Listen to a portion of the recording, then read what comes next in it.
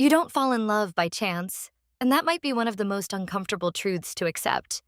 Because most people like to believe that love is magic, that it happens randomly, that you just meet the right person and everything clicks like destiny. But the reality is very different. Love is not random. It is not pure coincidence. It is not just fate. Love is a process happening inside your brain, quietly, scientifically, and emotionally, without you even realizing it. Every time you feel attraction, every time you miss someone, every time you think about someone late at night, your brain is doing something specific. It is releasing chemicals. It is building patterns. It is attaching meaning to experiences. And slowly, step by step, it creates what you call love. But here's the twist. Your brain doesn't care whether that love is good for you or not. It only cares about signals, familiarity, emotions, and rewards. That's why sometimes you fall for the wrong person. That's why sometimes love feels intense but confusing. And that's why sometimes you cannot explain why you like someone. You just do. So let's break this down in a simple human way. Love usually starts with attraction. And attraction is not deep. It is instant. It is based on visuals, tone, energy, and presence. Your brain scans people in seconds and decides, is this person interesting or not? This decision is not logical. It is biological. Your brain is constantly looking for novelty and reward. When someone feels different, exciting, or emotionally stimulating, your attention locks on. But attraction alone is not love. It is just the door. Once that door opens, your brain starts something deeper, chemical bonding. When you like someone, your brain releases dopamine. Dopamine is the same chemical responsible for motivation, pleasure, and reward. This is why talking to someone you like feels exciting. You get a small emotional high. You feel happy, energized, and even a little obsessed. And this is where things start to become powerful, because your brain starts connecting that person with pleasure. It starts saying, this person makes me feel good. And the more you interact, the stronger this connection becomes. It is literally training your mind to seek that person again and again. But dopamine is not the only chemical involved. There is also oxytocin, known as the bonding hormone. Oxytocin is released when you share emotional moments, physical closeness, or deep conversations. It creates attachment. It creates emotional safety. It makes you feel connected. This is why emotional conversations at night feel so powerful. This is why long talks can make you feel attached even if you barely know someone deeply. Your brain is building chemical connections faster than logic can keep up. Now here is where it becomes interesting. Your brain also uses something called familiarity bias. This means you are more likely to trust and like things you are exposed to repeatedly. So if you keep seeing someone, talking to someone, or thinking about someone, your brain starts feeling that person is familiar. And familiarity feels like comfort. And comfort slowly turns into attachment. That's why sometimes people say, I don't even know how it happened, I just got attached. But it didn't just happen. It was repetition, familiarity, and emotional association working together. Another powerful factor is emotional timing. When you meet someone during a vulnerable phase of your life, when you are lonely, stressed, or emotionally open, your brain becomes more sensitive to connection. It starts seeking comfort outside. And when someone gives even small emotional support, your brain amplifies it. It doesn't matter if that support is small. What matters is how your brain interprets it. It says, this person understands me. And that feeling alone can create deep attachment. But here is something most people don't realize. Your brain confuses emotional intensity with love.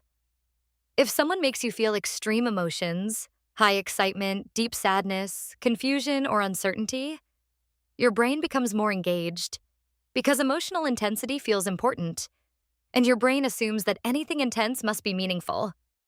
This is why toxic relationships often feel strong. Not because they are healthy, but because they create emotional highs and lows that your brain mistakes for passion. But real love is not chaos. Real love is calm consistency. Now let's go deeper. Your brain also plays a game of prediction. It constantly tries to predict what will happen next in a relationship. If someone is unpredictable, sometimes caring, sometimes distant, your brain becomes more focused on them. This is called intermittent reinforcement, and it is one of the strongest psychological hooks. When rewards are unpredictable, the brain becomes addicted. It keeps trying, hoping for the next good moment. This is the same mechanism used in gambling. And in relationships, it creates obsession. So when someone gives you attention sometimes and ignores you sometimes, your brain becomes more attached, not less, because it is constantly chasing the next reward. This is why people often fall for emotionally unavailable individuals, not because they are the best match, but because their behavior triggers stronger brain responses. Now let's talk about memory. Your brain does not store relationships as facts. It stores them as emotional experiences. This means the way you feel in moments matters more than what actually happened. A small happy moment can become a powerful memory if the emotion was strong. And a small painful moment can also become deeply engraved if it triggered emotional stress.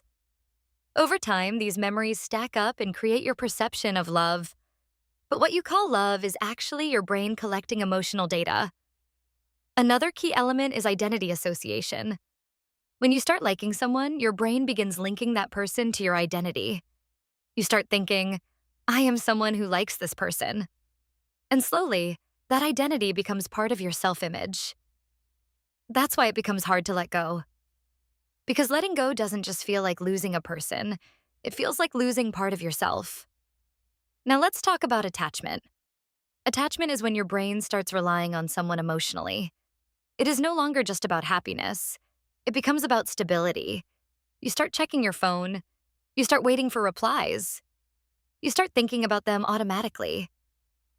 This is not weakness. This is brain chemistry. Your brain has created a reward loop. It expects emotional stimulation from that person, and when it doesn't get it, it feels discomfort. That discomfort is what people call missing someone.